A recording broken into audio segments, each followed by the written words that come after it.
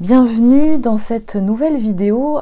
J'ai pris quelques jours de congé bien mérités, donc je fais une petite aparté pour signifier à certaines personnes que j'ai un peu de retard dans les recontacts. Pour les personnes qui me laissent des messages sur le répondeur téléphonique, j'ai peu de temps pour le consulter. C'est aussi pour ça a été mis en place l'agenda en ligne pour vous donner la possibilité justement de pouvoir prendre réserver vos séances en toute autonomie sans avoir besoin de moi pour la prise de rendez-vous. Donc je vous invite vraiment à privilégier ça. Voilà, ça c'était une première information. Jours de congé qui ont été bénéfiques particulièrement. Et je vous annonce aussi que du coup je reviens cette semaine avec une émission improvisée qui sera avec mon fils. Une fois n'est pas coutume. Et nous parlerons de la cohabitation et le réveil et l'initiation de l'apprentissage, comment je pourrais dire ça, de deux polarités dominantes un peu différentes. Alors, on est bien d'accord qu'on tend à s'équilibrer, à s'aligner, ce qui va générer effectivement l'équilibre des deux polarités en soi. Mais comment, au travers des personnes, des âmes qui vous accompagnent au quotidien, dans votre vie, que ce soit aussi certaines que vous croisez dans votre univers professionnel, etc., vous pouvez et vous êtes amené souvent à être en contact avec des personnes qui sont de polarité dominante identique à celle de votre autre quand vous êtes sur ce parcours de couple universel, et que ça contribue à vous faire travailler, conscientiser, identifier votre façon de ressentir, percevoir le monde, comment ça peut générer, en fait, comment ça peut vous aider à identifier, à vous reconnaître, à identifier votre système de protection, et comment vous identifiez aussi que ce système de protection, si vous faites un travail spécifique accompagné, va totalement évoluer jusqu'à s'équilibrer, et ces personnes vont continuer d'être là pour devenir un peu aussi une jauge de votre évolution comportementale, de perception sensorielle, etc., qui peut être vraiment une référence très importante. Et donc, issu de nos différents échanges, donc j'échange beaucoup avec mes enfants, et une discussion et plusieurs discussions que nous avons eues avec mon fils, et au cours d'une qui a été totalement improvisée, bon bien entendu elles ne sont pas préméditées, je me suis dit que ça pouvait être très intéressant de partager justement la perception de, on va dire, deux polarités dominantes à un moment donné, qui auront évolué bien entendu, mais qui pourront être identifiées comme différentes, complémentaires, et comment justement ça joue. Donc je vous donne rendez-vous ce jeudi 11 novembre à 18h. Je vous mets le lien de l'émission en direct sur la chaîne YouTube sous cette vidéo, et donc je vous invite à y participer, à venir poser des questions ou partager vos commentaires sur votre expérience personnelle par rapport à ça, et partager justement sur le ressenti de cet équilibre en soi, des polarités, mais vraiment en soi. J'avais envie aussi de vous inviter, parce qu'il y a plein de choses, je vous en parlerai par la suite dans cette vidéo, mais il y a beaucoup de choses qui se passent, ça je pense que vous l'aurez bien ressenti et saisi pour tout le monde en général, et que vous ressentez lorsque vous êtes sur ce parcours de couple universel, individuellement et au travers de votre binôme. Beaucoup de choses qui bougent, qui s'intensifient, qui demandent à être révolutionnées, un appel au changement très puissant, qu'on ait envie d'y aller avec la motivation d'y aller, ou que ce soit un petit peu plus, on va dire, lourd dans la dynamique, j'ai envie de dire, où on sent qu'on appuie sur la pédale de frein, en même temps qu'on est fortement poussé derrière. Il y a plein de choses qui demandent, qui demandent, et qui, en tout cas moi, que je ressens avoir envie de mettre en place, tout en étant consciente aussi que c'est important de pas brûler les étapes, c'est-à-dire de pas s'en mettre trop non plus sur le dos, hein, parce que ça, j'en suis très très consciente. Il faut faire très attention à ça, et je vous invite à faire attention à ça. C'est vraiment chaque chose en son temps. Il peut y avoir différentes choses en même temps, mais elles seront vraiment bien calibrées, bien ressenties, bien justes en fait, hein. Et j'avais envie de créer, de continuer, de faire vivre, mais que vous le fassiez vivre aussi, parce que techniquement parlant, moi je n'ai pas le temps de l'alimenter.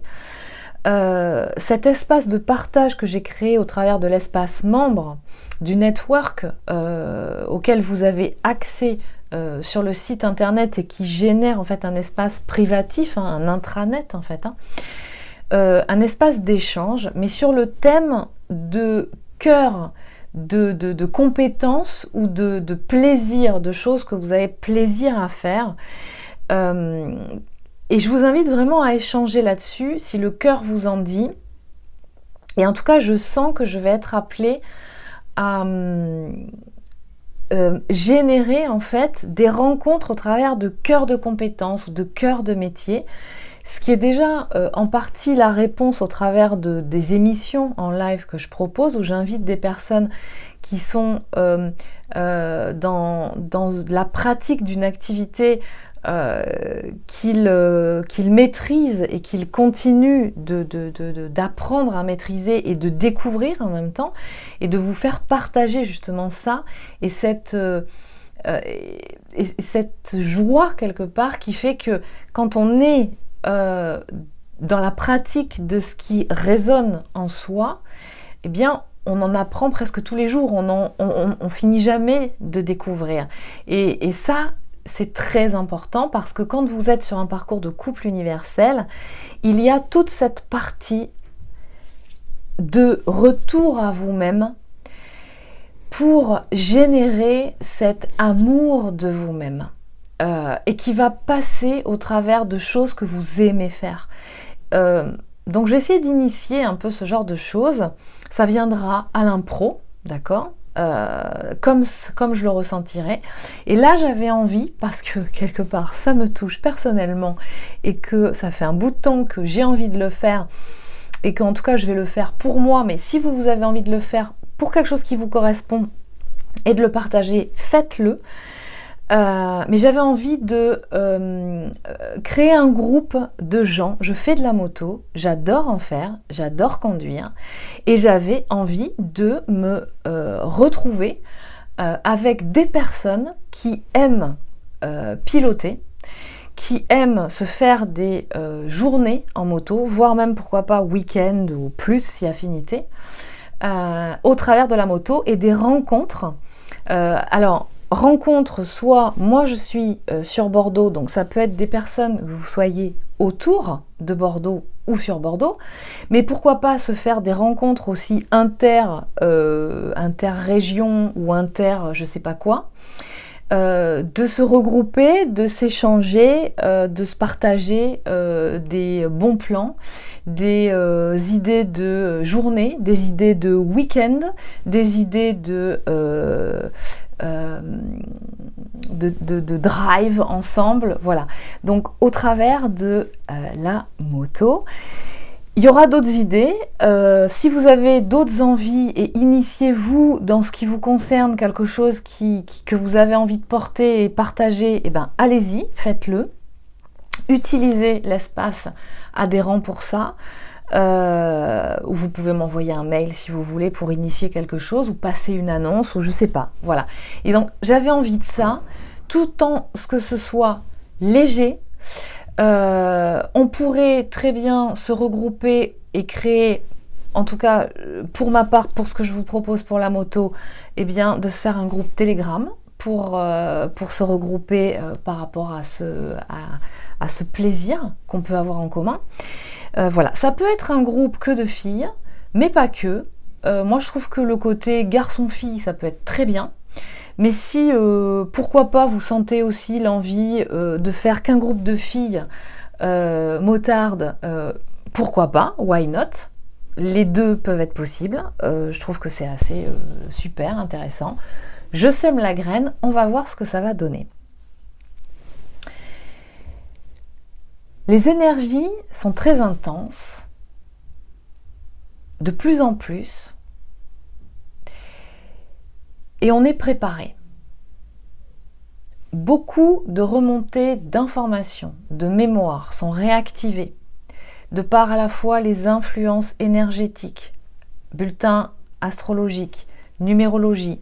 Regardez la grille de lecture qui fait écho, qui vibre en vous. Vous avez, au travers de ces grilles de lecture, beaucoup d'informations qui vous donnent la météo, qui va faire que ça vous donne un peu un baromètre de ce qui va être activé au moment où ça va être activé, ce qui vous donne une information dans le but de vous préparer à ça et de ne plus le vivre, de ne plus le vivre comme dans une posture de victime, c'est-à-dire de ne plus le subir, mais d'accompagner le flot pour surfer la vague quand elle arrive. Très intense. Ce que j'ai à vous dire, ce que je ressens de façon très forte, est toujours pareil. Hein. Je vous rappelle que ce que je vous partage, c'est toujours au travers de l'observation, de tout l'accompagnement que je peux faire des personnes qui sont dans l'expérimentation de ce couple universel. Donc c'est vraiment issu d'une observation de cas réels, de différents cas réels, où les polarités dominantes, on va dire, sont complètement différentes d'hommes, de femmes,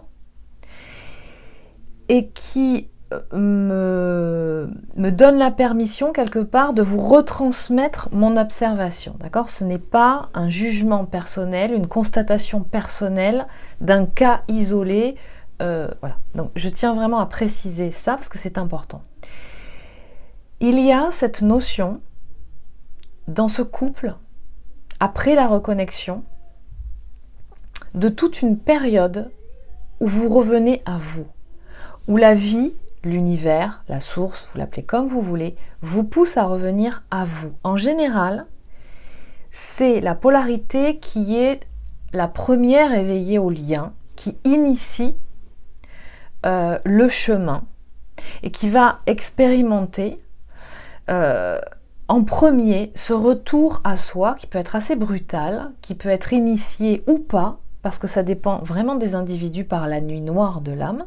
Mais la nuit noire de l'âme, quelquefois, a pu être expérimentée bien avant la reconnexion de votre binôme, pour certains. Encore une fois, il n'y a pas de règles, il n'y a pas de théorie, il y a une observation de beaucoup de choses. Et à ce moment-là, quand vous revenez à vous, c'est tout simplement le signal de on vous demande d'apprendre à vous aimer. C'est ça en fait, hein, l'amour inconditionnel dont on parle. Parce que, êtes-vous bien sûr que vous vous aimez ? Parce que dans ce couple, on parle d'amour. Mais comment peut-on, et particulièrement dans ce couple, précisément dans ce couple, comment peut-on être dans un amour avec toutes les bonnes conditions de maintenir cet amour pour l'autre si on n'est pas déjà, en premier lieu, en amour pour soi? C'est impossible. Et pour moi, ce couple universel est la référence du nouveau ou des nouveaux paradigmes du couple. On pourrait dire nouveau paradigme du couple, de la nouvelle Terre, s'il faut lui donner ce nom-là. Ou de la nouvelle ère. Vous utilisez la sémantique qui vous convient le mieux. De l'ère du Verseau, de l'ère dans laquelle nous rentrons. Parce que dans ce couple-là, il s'agit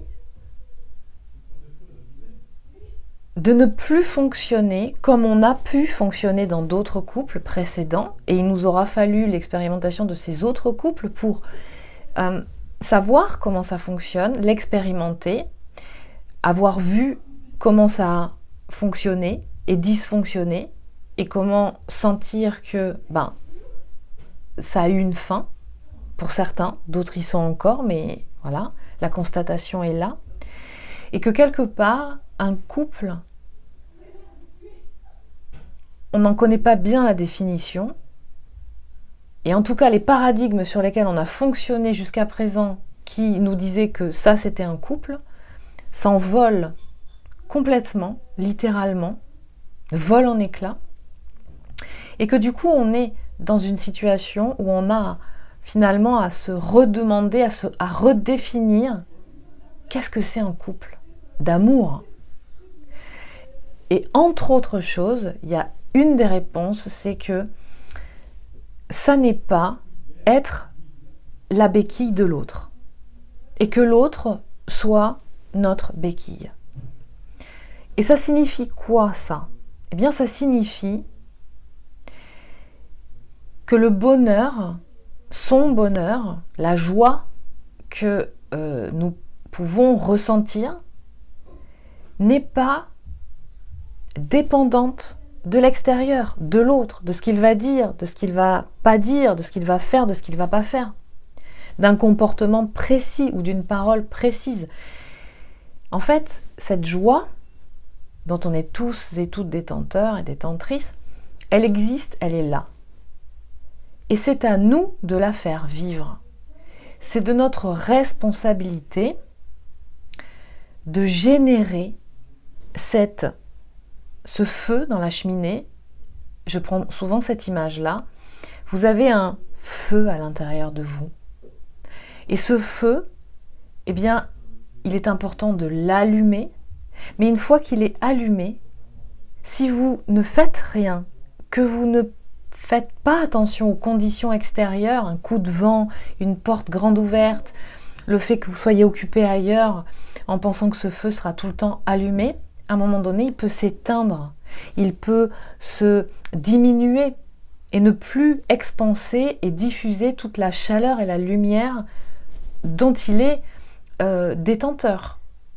Donc, il est de votre responsabilité, chacun et chacune, d'entretenir ce feu intérieur en vous, régulièrement, au travers de pratiques, le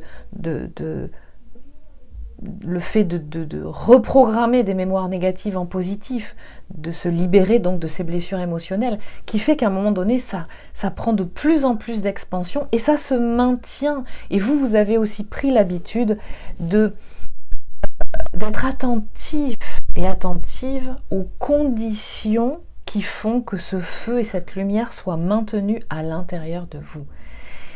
Et ça, eh bien, ça c'est l'amour. Et il n'y a que vous qui puissiez faire ça pour vous, en vous. L'autre ne peut rien faire ça en vous.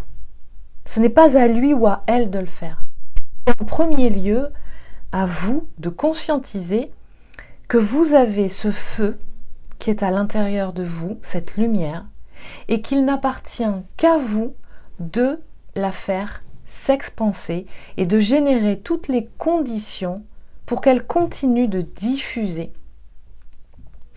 Ce qui va générer cette vibration d'amour. L'amour, c'est une vibration.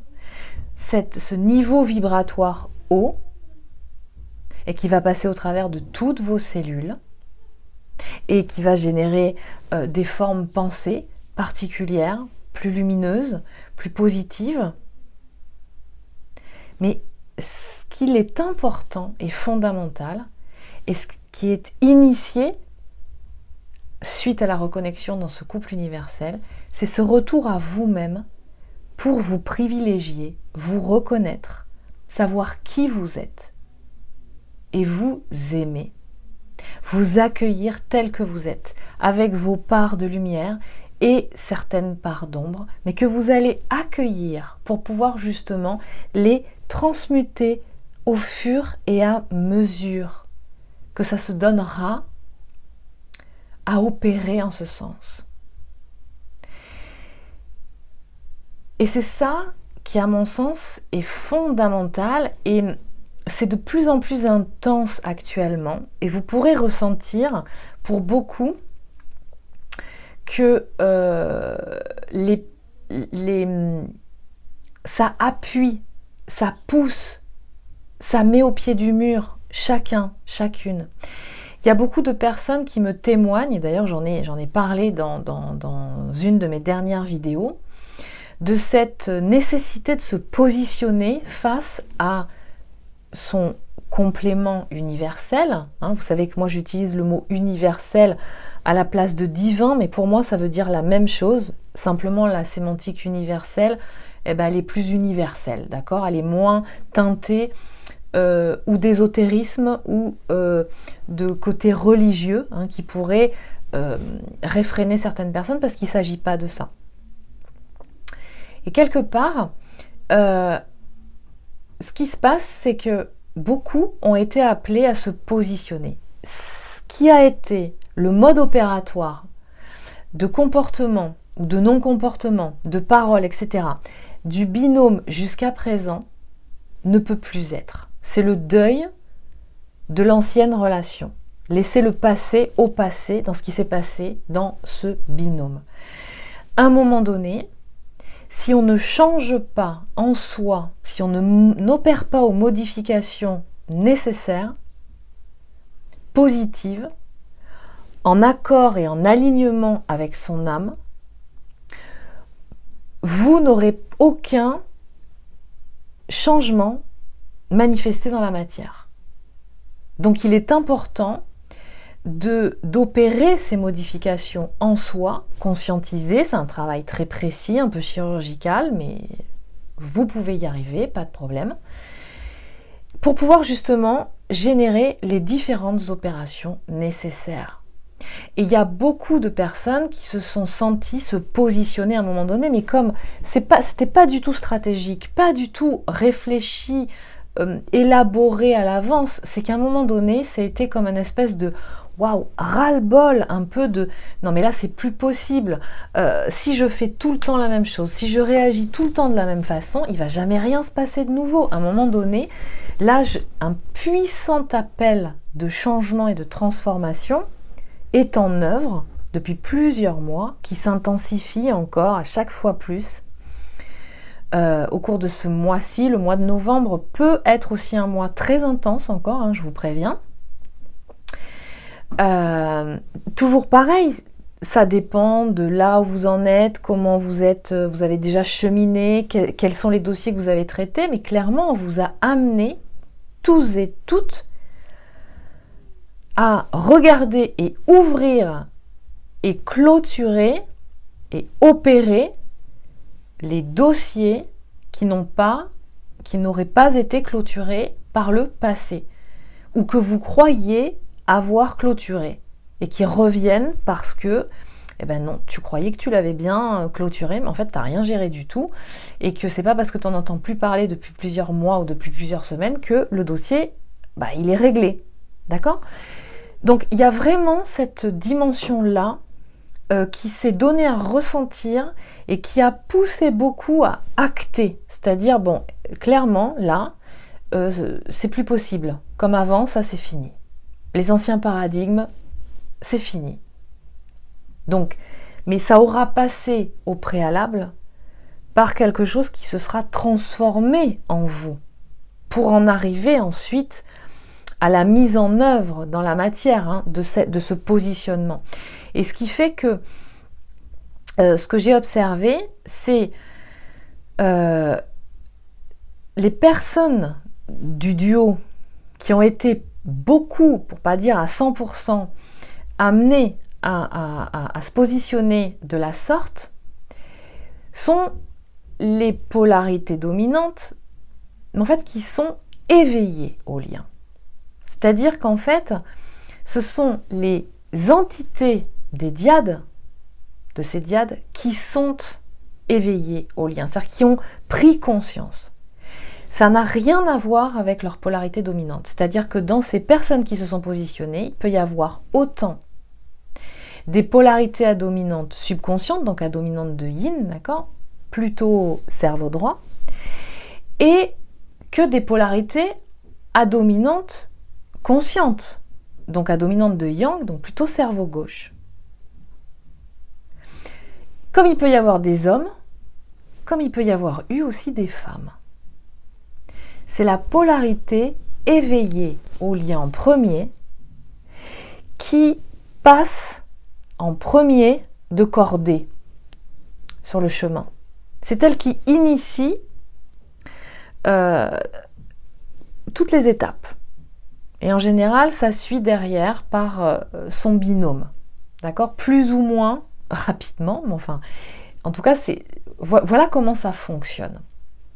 Et là, depuis cet été, il y a eu beaucoup de puissance à amener une transformation nécessaire.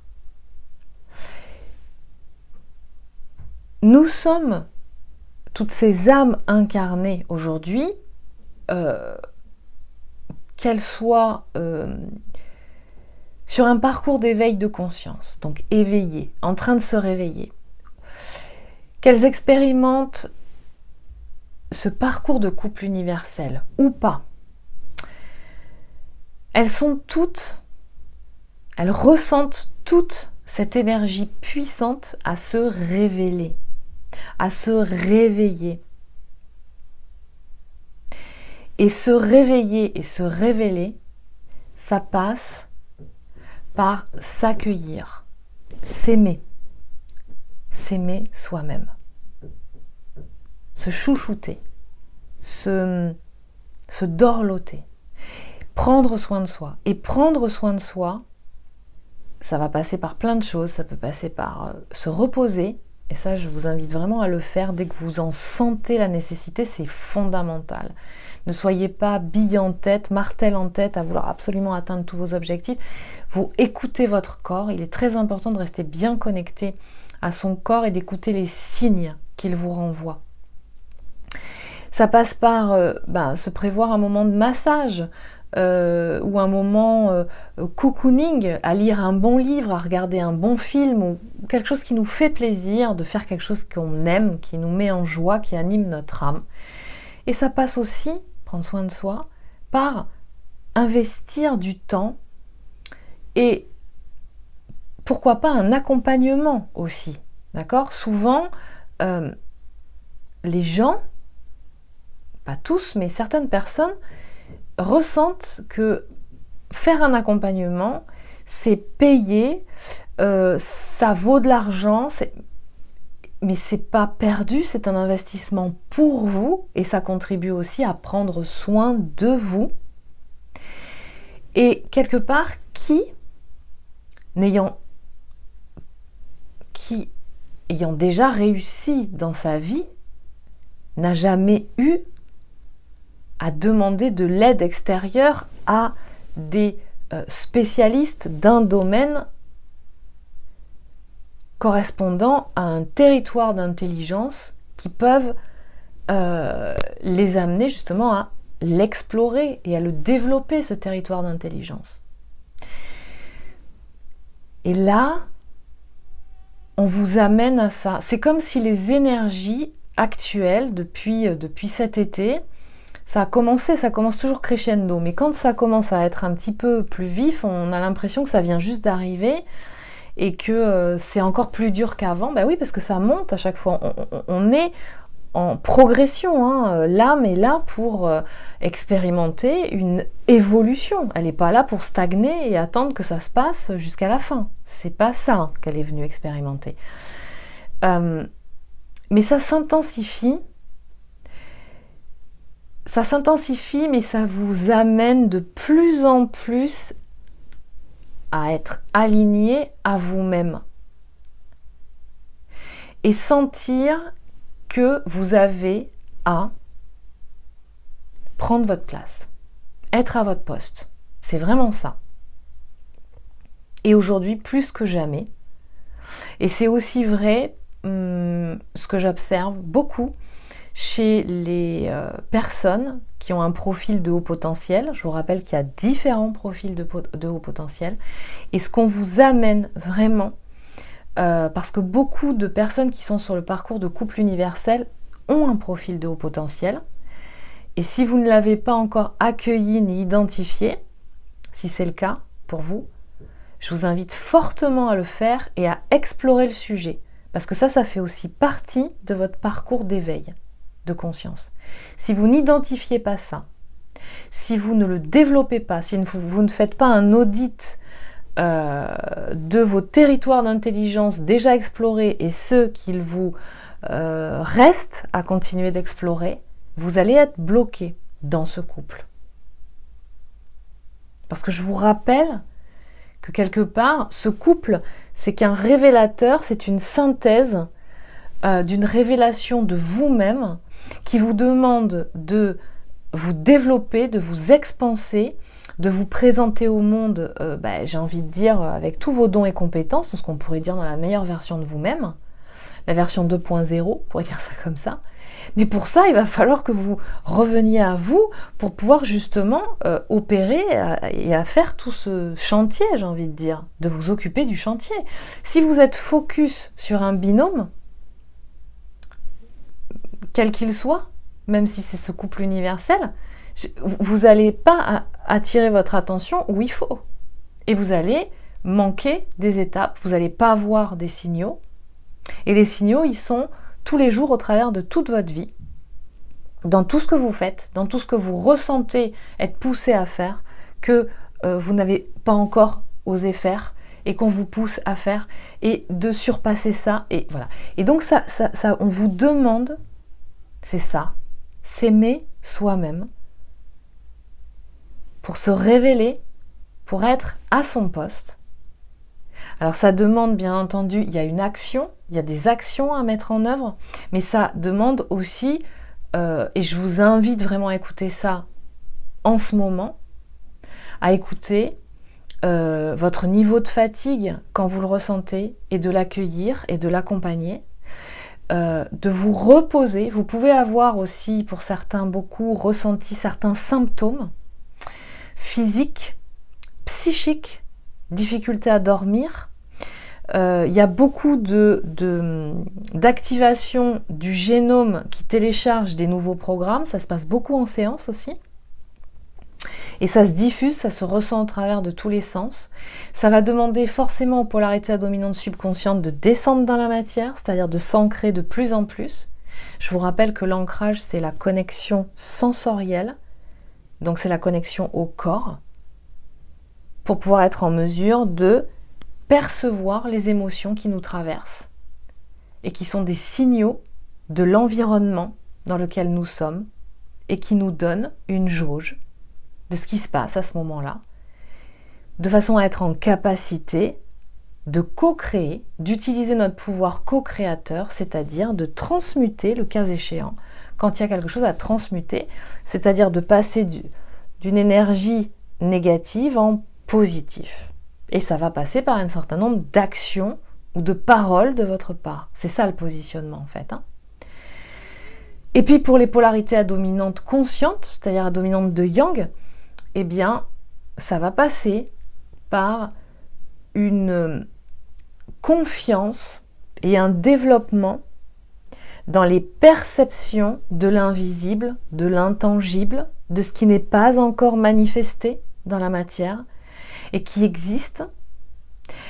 Cette connexion à la conscience universelle qui donne et qui détient déjà des messages, des informations, des codes sources, et de développer cette confiance, d'arriver à capter les informations avant même qu'elles soient manifestées dans la matière, pour pouvoir justement et ça va concerner les deux polarités, une fois qu'on est aligné, de pouvoir justement, eh bien, avoir intégré les deux manifestations, telluriques et cosmiques en soi, pour pouvoir être en capacité eh bien, de manifester notre incarnation dans ce qu'on est venu apporter. D'accord ? L'âme, elle est venue à la fois dans l'incarnation, expérimenter de nouvelles choses pour continuer d'évoluer. Donc elle a des défis, elle se retrouve dans des situations qu'elle a à surmonter pour pouvoir justement aller chercher et activer des ressources insoupçonnées qu'elle a en elle pour apprendre à transmuter. Donc elle grandit, ça continue de la faire évoluer et en même temps, elle vient pour manifester ses dons et ses compétences, ses talents. Vous les appelez comme vous voulez. Et c'est ça que vous êtes venu réaliser.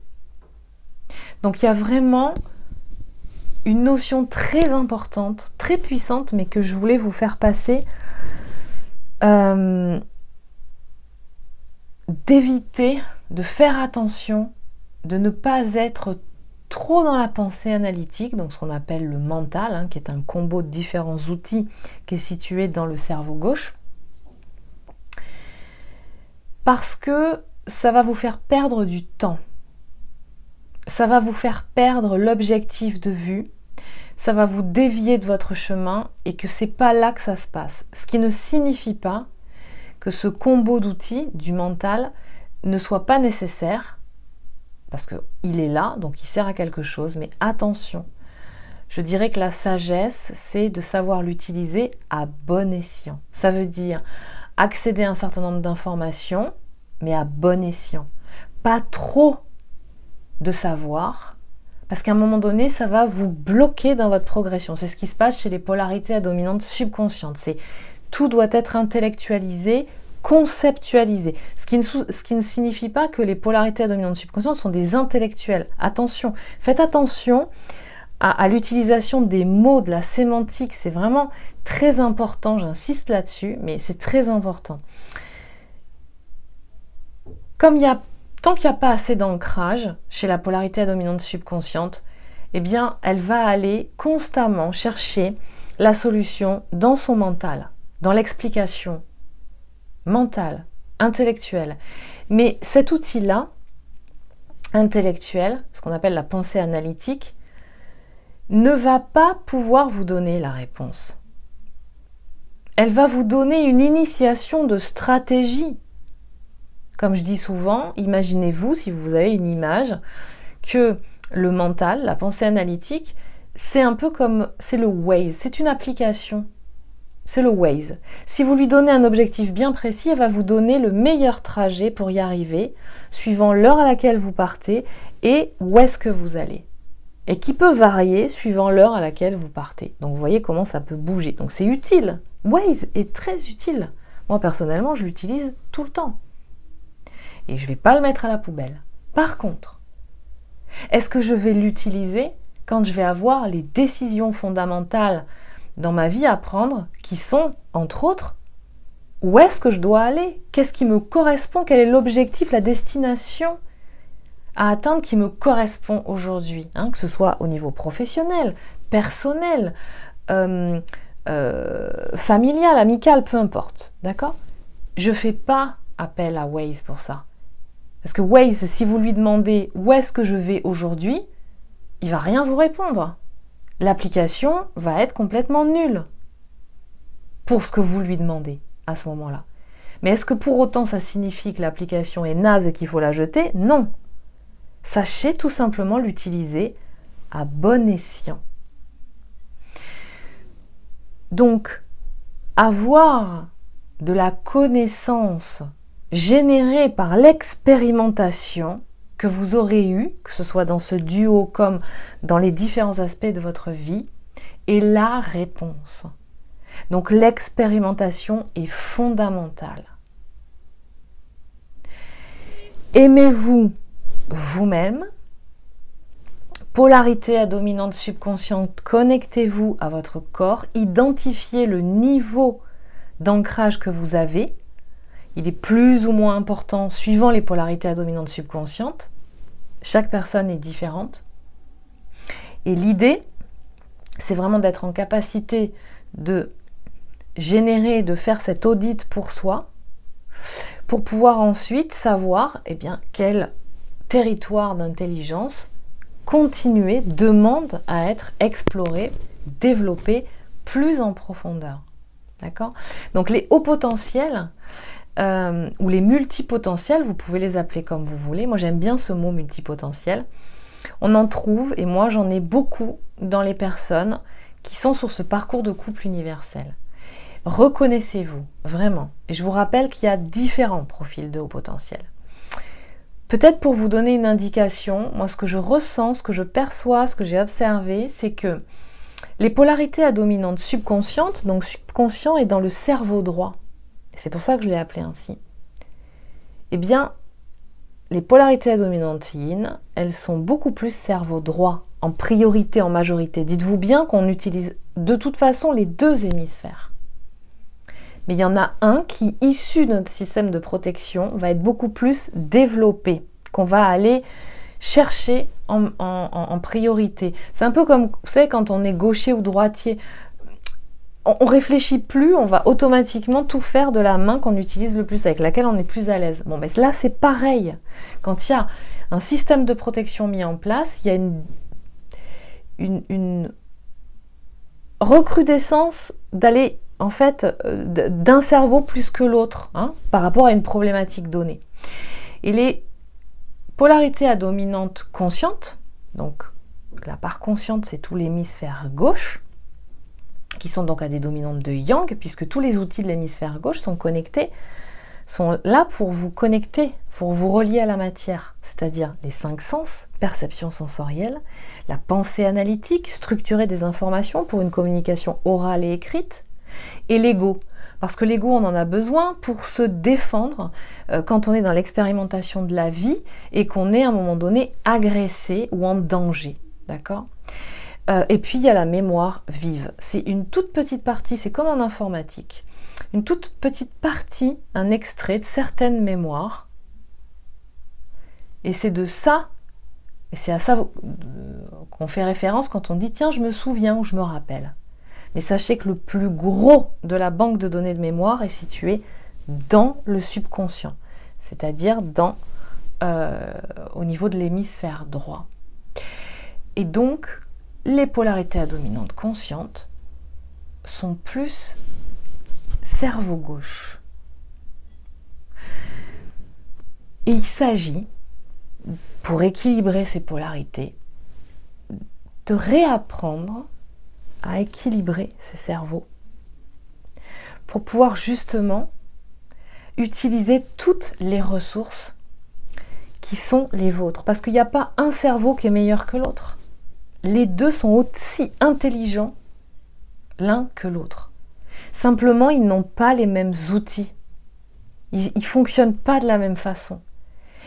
Et nous avons tout intérêt à revenir tel que nous étions, j'ai envie de dire, à un moment donné de notre naissance, où on était moins, on va dire, impacté par certains programmes négatifs, qui est de rééquilibrer, de remettre en place, en fait, un équilibre, une reliance, en fait, de ces deux cerveaux, pour pouvoir aller utiliser toutes les ressources de chacun des deux, et ainsi obtenir la meilleure réponse harmonieuse, la plus harmonieuse finalement, par rapport aux différentes scénographies, thématiques, expérimentations que nous propose la vie. Voilà de quoi il s'agit. Je reviendrai vers vous pour développer plus en profondeur justement ces histoires de neuro-droitier, neuro-gaucher, en fonction justement des polarités dominantes, comme je les ai définies comme polarité à dominante consciente ou polarité à dominante subconsciente, mais que vous saisissiez mieux de quoi il s'agit. Je vous laisse là.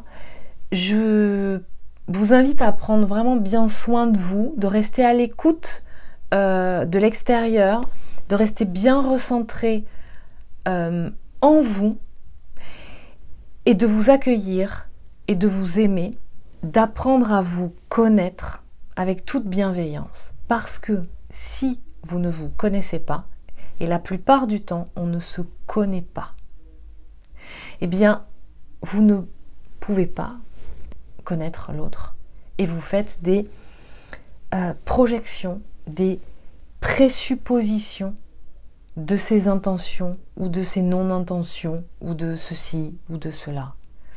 Et on est reparti à ce moment-là dans la pensée analytique qui est complètement stérile et qui n'amène à rien. Prenez bien soin de vous, à très bientôt.